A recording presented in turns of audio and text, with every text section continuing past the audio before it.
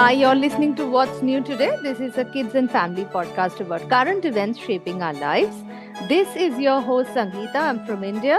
And this episode is part of our podcast series, The Queens Who Ruled India. To talk about one dynasty of queens and not just one queen, I have with me today. Hi, I'm Satvik. I am 10 years old and I live in Mumbai. Hi, Satvik. I know we're recording this in the middle of your summer vacation. What's up? What have you been up to apart from researching on this topic for this podcast? So, in my summer holidays, I have gone to my nanny's house and I have done my hobby activities, that is painting, drawings. And what have you painted? Ma'am, I have painted some pencil sketches of nature sceneries and some animals too. Wow, very interesting. I should learn this from you someday. Do show me sometime. Okay. Yes, ma'am. All right. Now, on to our topic. So, the story begins about 200 odd years ago. There was a young man, a Muslim king called Nazar Muhammad Khan. And he dies. He dies very young. At the time he dies, he has many brothers and nephews who all can claim right to the throne. His wife's brothers also have a right to the throne because of their connections to the former king. The army in the kingdom is also quite powerful, and there are a few very strong army generals and chieftains who also can stake claim to the throne. Now, the recently dead king has no son, but he leaves behind one daughter who is 15 months old, practically an infant, and his wife is just 18 years old. 3 days have passed since his death.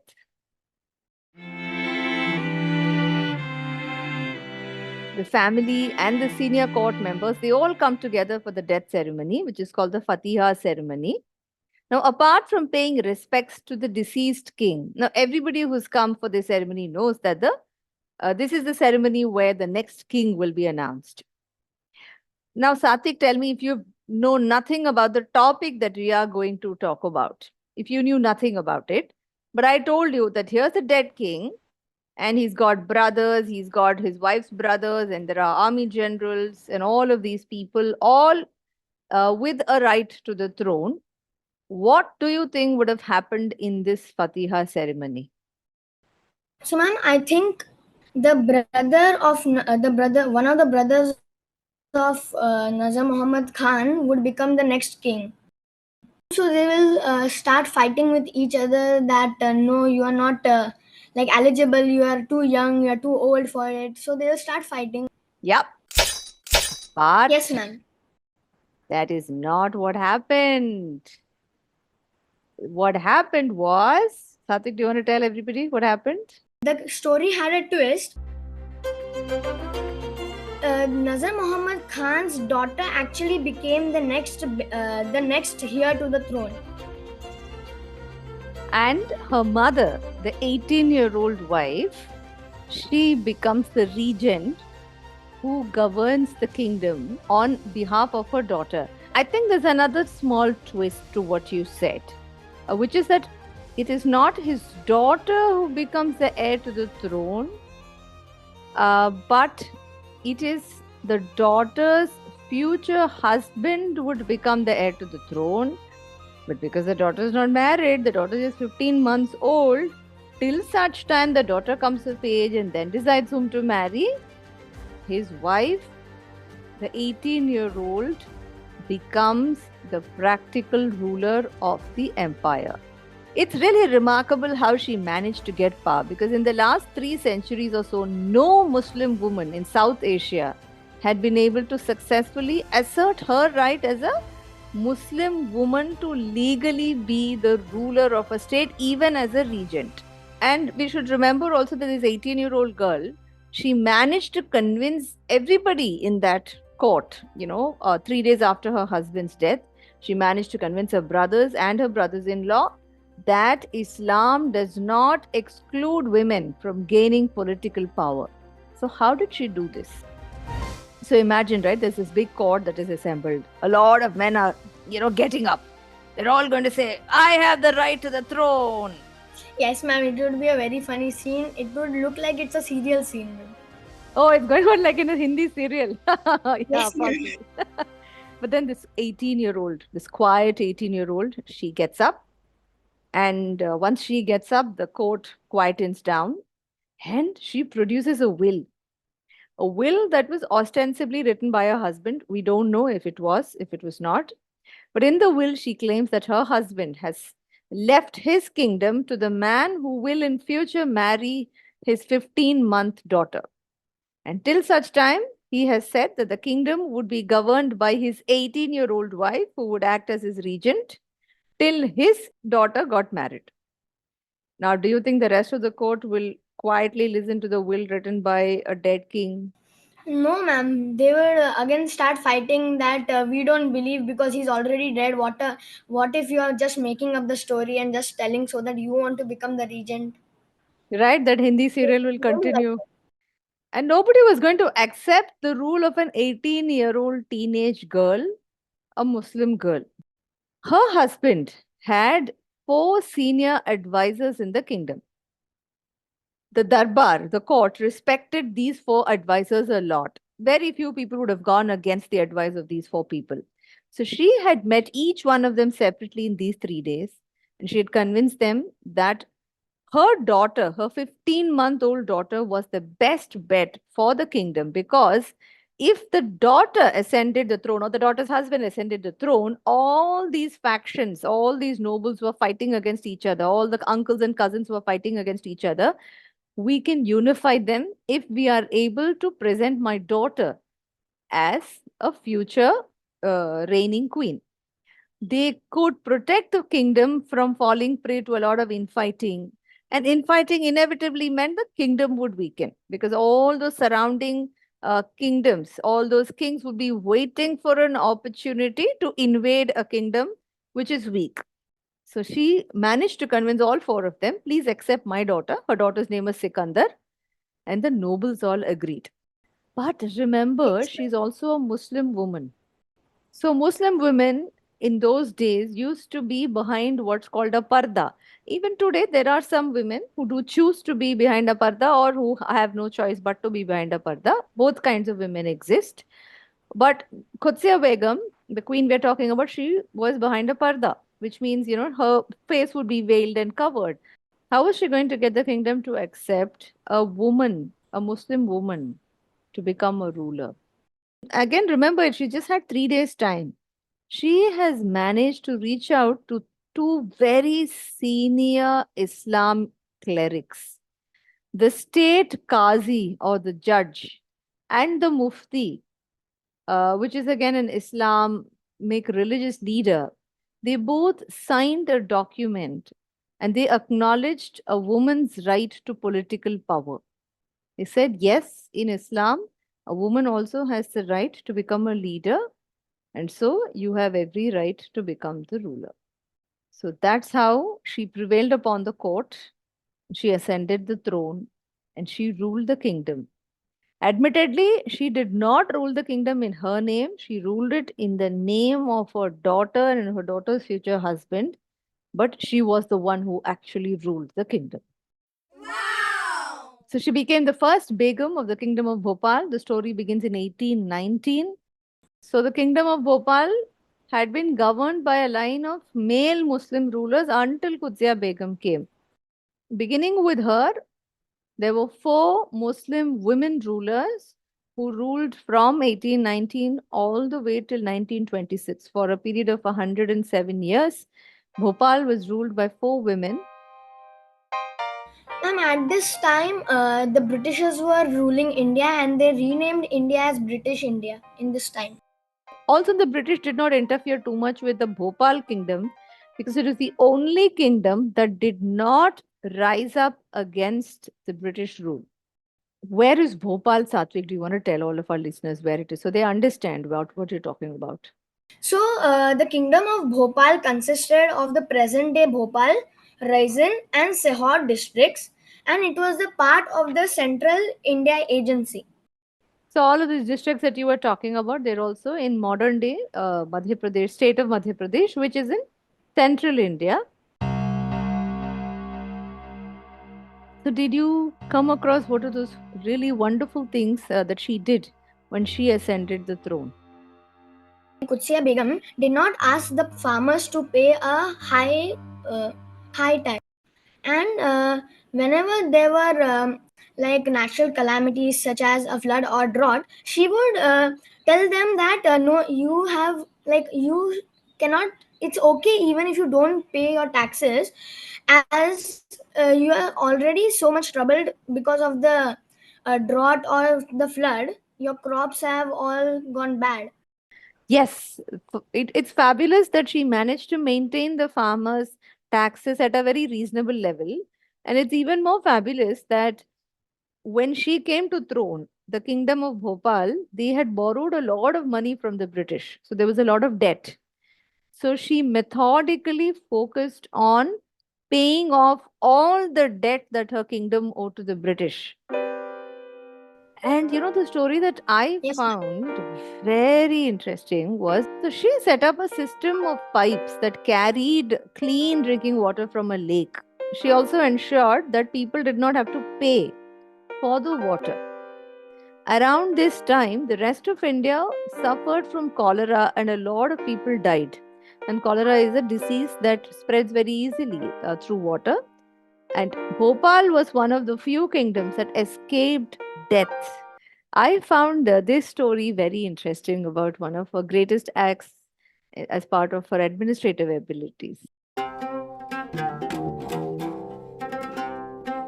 Sikandar, her daughter, came of age at around 18. What happens next? Shall we move on to the second Begum in the story? Yes, ma'am. Nawab Sikandar Begum married to a person named Jahangir, and he was a very bad ruler, and he was also rude to his people. He treated them as slaves, and yeah, he was pretty bad. And just so we don't confuse, the Jahangir we are talking about is not the Jahangir from the Mughal dynasty. That Jahangir was dead a long time ago. This was another person. He was actually Sikandar's cousin. I think her father's elder brother's son, and she was forced to marry him because the cousin still wanted the right to the throne, and Jahangir was married to her. And you are absolutely right. He was a terrible ruler. He oppressed farmers. A lot of the farmers left his kingdom because he just could not bear the taxation rates that he imposed on them. He also replaced a lot of the good officials by corrupt rulers, people whom he was friends with, who were bad in administration. So, and he spent a lot of money on frivolous ideas, nothing that really benefited the people in the kingdom. What do you think would have happened at the end of this? Ma'am, the money in the treasury of the kingdom went quite low because Jahangir didn't do anything which benefited the people. So, ma'am, Jahangir was so cruel that he also tried to kill his wife, that is Nawab Sikandar Begum.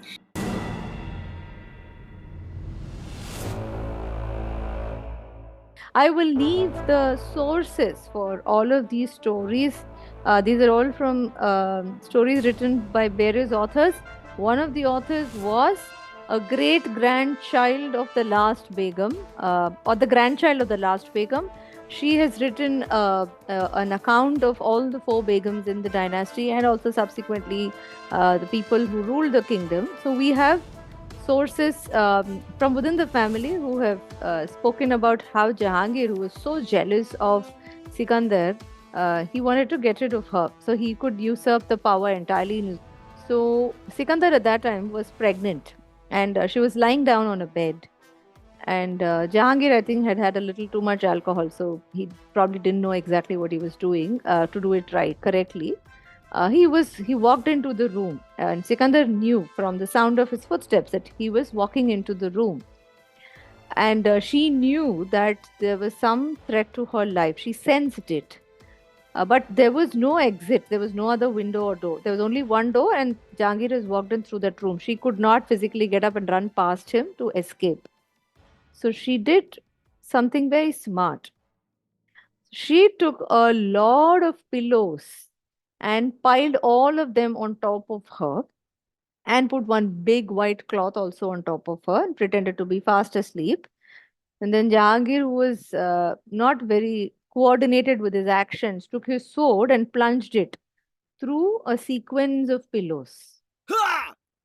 Now, what happened was it only pricked the tip of the sword happened to have pricked some part of her arm, which was not fatal to her. After that, she might have got a little bit of bleeding. So she didn't die, but a little bit of blood came out of her body. Exactly right. So a little bit of blood came out. It spread onto the sheet. Jahangir thought he had killed her. He was ecstatic and he left the room and went away. If you were Sikandar, what would you have done after this? And after this, I would have I would have ran from that palace, thinking that never to return here because, like, I have a person in this palace that does not have any sense. He can do anything at any time. So I'll just run away into my mother's palace, and I'll take refuge there forever. It will be like peace in my life, peace for him also. He will live his life, I'll live my life peacefully. Well, that's what Sikandar did. So she was at her mom's place and then she gave birth to a daughter. Her daughter's name is Shah Jahan. Did you find that name unusual? Yes, ma'am. I actually got confused with the Emperor Shah Jahan and Nawab Sikandar Begum's daughter Shah Jahan. Yeah. I also was surprised. I was under the impression that Shah Jahan was a name for a male person only. Apparently, it's true. It's a unisex name. It can work for both men and women. It's also funny, right? Like the father's name is Jahangir here, and the daughter's name is Shah Jahan, and they are not the Mughal rulers. Once again, just to let our listeners know, we're not talking about the Mughal rulers. We're talking about the rulers of Bhopal. Sikandar, who gave birth to Shah Jahan, bided her time. Very very shortly after that, Jahangir died. So Sikandar then ascended the throne again. This time as a regent on behalf of her daughter Shah Jahan. I saw pictures of Sikandar, and she to me she looked like an Amazonian. Like if you've seen Wonder Woman and DC Comics, these extraordinarily strong, well-built women. She could lead her army, and she fought battles from the forefront, of the battle. So she led her army. She was an expert in martial arts and archery also. At that same time, simultaneously, she was also a good mother. She could also take good care of her daughter Shah Jahan Begum. Yeah, she opened many schools for girls. She was one of the first to open exclusive schools for girls formally as a ruler. Subsequently, I think her daughter made primary education mandatory, compulsory for everybody in her kingdom, both boys and girls. For a few years, this Jahangir came and, he was not someone that the people of the kingdom loved much. But when it was Qutsia and Sikandar around running the kingdom, the nobles were very happy. The farmers were very happy. They all returned. The army was happy. So overall, it was a very peaceful time. Shall we move on to the third Begum, Shah Jahan? Yes, ma'am. Was she a warrior like her mum, Satya? She was not a warrior like her mum, but she was a great artist and a poet. Yeah, I think her personality type was a little different. While she ruled her kingdom well, she was not Yes, ma'am. someone who had that charismatic personality. She had very sensible policies. Like I said earlier, she was the first person, I think, who in her kingdom who made primary schooling mandatory for both boys and girls. And then came her daughter, who is Sultan Begum, right? Am I getting her name right? Yes, ma'am. Yes, ma'am. It's Sultan Jahan Begum. Sultan Jahan Begum. Okay. She was the fourth and the last Begum of Bhopal. What do we know about her, Satvik? Ma'am, Sultan Jahan Begum founded several important educational institutes in Bhopal. Yeah. So she set up many more technical institutes, and she brought in more qualified teachers to teach across educational institutions, both across schools and in colleges. And she has a jewel in her crown. Sultan Jahan Begum was the first and last female chancellor of the Aligarh Muslim University. Yes, you know what? It's very interesting. We're recording this in the year 2024 in the month of June, early June.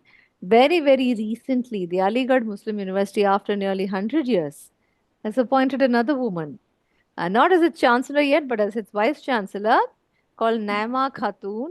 So, after Sultan Jahan Begum, it was just now that a woman has risen to a position of power inside the Aligarh Muslim University. I found something very interesting about Sultan Jahan Begum's childhood.